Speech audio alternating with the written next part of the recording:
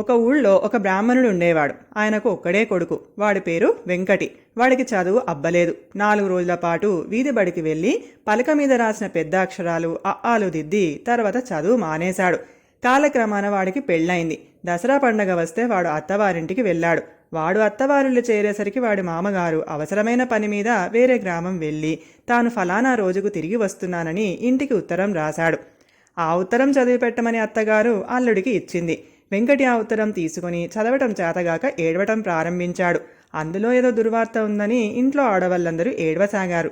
ఇరుగు పొరుగు వాళ్ళు చేరారు. ఎవరో ఉత్తరం తీసుకొని చదివి, ఇందులో చెడ్డవార్త ఏమీ లేదే, పంతులు గారు ఇవాళో రేపో బయలుదేరి వస్తున్నట్టు రాశారు, అల్లుడు గారు ఎందుకు ఏడ్చినట్టు అన్నారు. నేను చదువుకున్నప్పుడు ఇంత పెద్దదిగా ఉండేది, ఈ ఉత్తరంలో అది చిక్కిపోయింది, అందుకే ఏడ్చాను అన్నాడు వెంకటి. తమ అల్లుడి చదువు గుంటనామాల దగ్గర ఆగిపోయిందని అత్తవారికి తెలిసిపోయింది.